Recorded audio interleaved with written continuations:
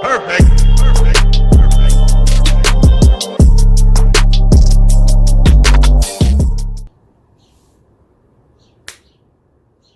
What's up, everyone? Today I got a video for you guys. What we're going to go over today, you obviously have been doing this project with the PV3 with DynoJet. You have the PV3 device, you have your cable which goes to your diagnostics port, and then you will also get in the box, you will have 2 sets of 3M dual lock Velcro sticky back strips. Okay, so those are what we're going to use for the mounting today, and so you can do this right out of the box. These handlebars I have on the bike, they're a 7-piece handlebar. They sit real low, similar to Posimoto. They use the same stock mounting holes, so you will be able to do this on stock bars in the same fashion. Okay, so this will work for you guys with stock bars, work for you guys with aftermarket bars. Way I'm mounting it is going to be right in the stock position. Okay, so I'll get everything off. I'm actually going to run the wiring and everything today, so I'll get the plastics off, we'll get the seat off, we'll run the wiring, we'll zip tie everything up. I'll let you see up close the route that I use to run it, and we'll get it mounted up here, get the bike back together, we'll take a look at it, and then towards the end of the video, I also filmed the Red Rocket bike and Stinky Pinky. That's my daughter's bike and her husband's bike. I filmed those bikes as well, and I filmed several different positions where you could mount this using the hardware that comes out of the box. Okay, so we'll get started, and you guys can enjoy some music while I get this thing apart.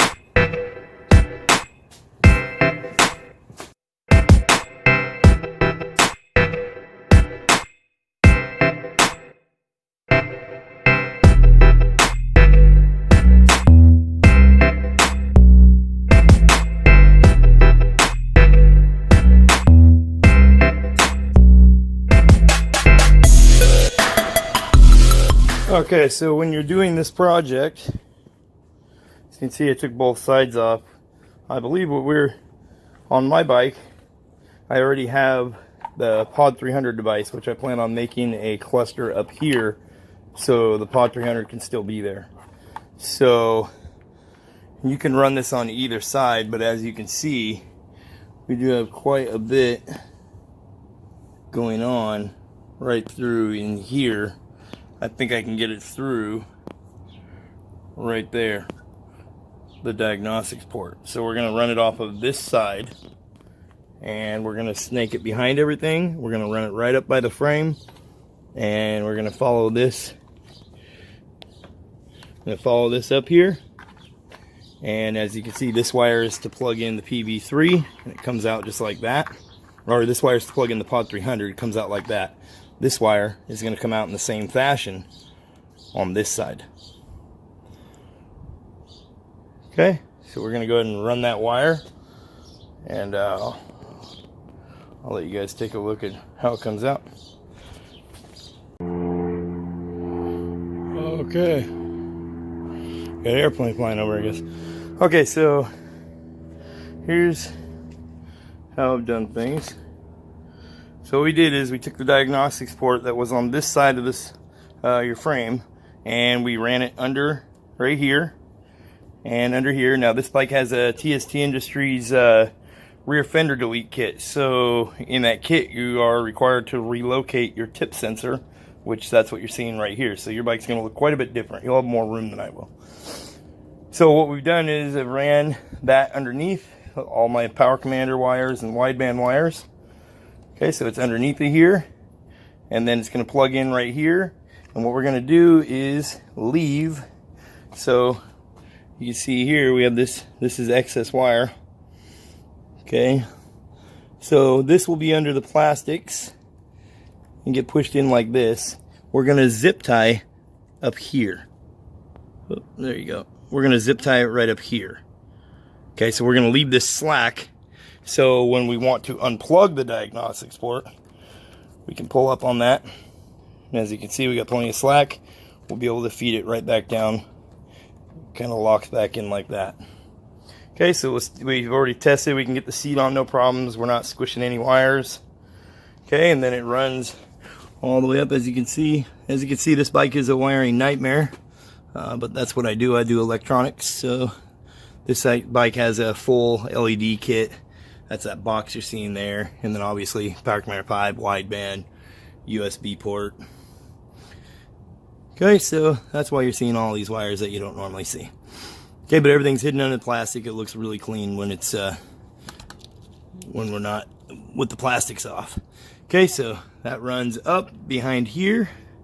That's this wire here, and then we're running it up, and then the PV3 will go right up here. And as you can see, we cut some 3M Velcro strips to fit perfect. So those are your strips that come in the box. And then as you can see here, we did have to cut just a little off the top here on each side, and then I cut out that little notch.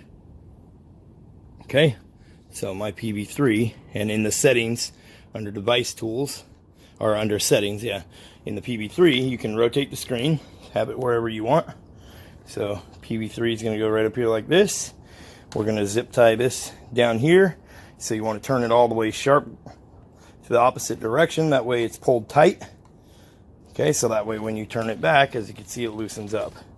Okay, so turn it all the way tight. That's when you put your zip ties on. Okay, so we're gonna get it all zip tied up, get the plastics back on. Let you guys take a look at it.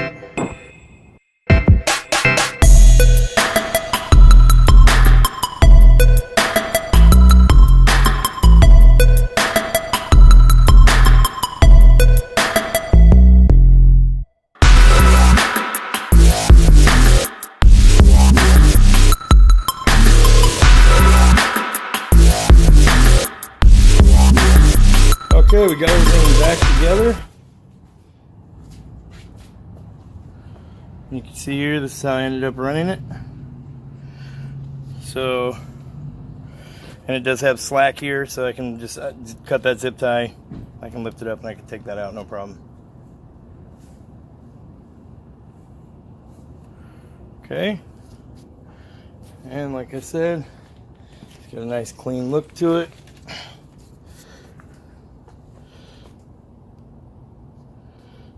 Okay, this is our wire right here. So we cut that main zip tie and put a new one on.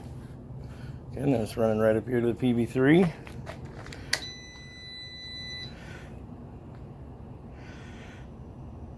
Okay, and like I said, in the settings on the PV3,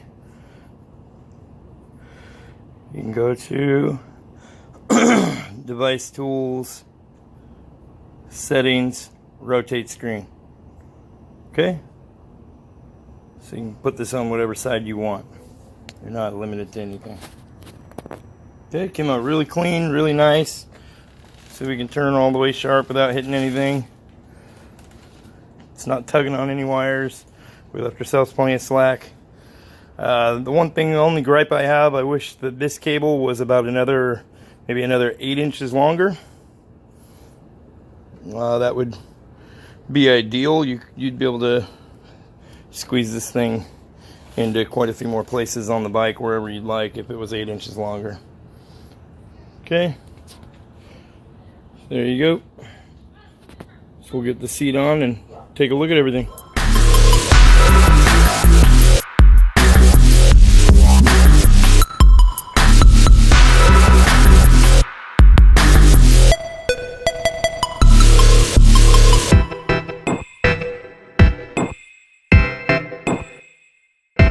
Okay, so another common place for people to mount this, if you don't have to have it up and out in the open, and if you don't have nothing under the seat, as you can see here, this is the stock battery mount. So this is the brace that keeps that battery down.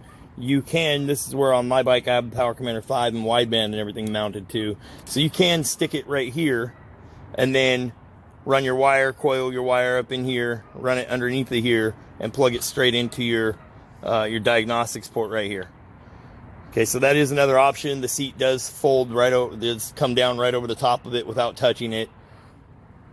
Okay, so that is another spot that you can mount it, so that's just something to keep in mind. So this is a look at one of the other spots you can mount it. This has aftermarket Pro Taper handlebars. These are the high Washougal low cut bars. So it does fit right up here with that 3M tape that comes with out of the box. up on top of your bar mounts here. Okay, and you can reach all these buttons just fine. So that is one option other than the one you've seen on my bike. Okay, I'll show you a couple more. I'm just going to play some music in the background and we're going to walk through these different positions. And just keep in mind, you're going to want to run your cable accordingly.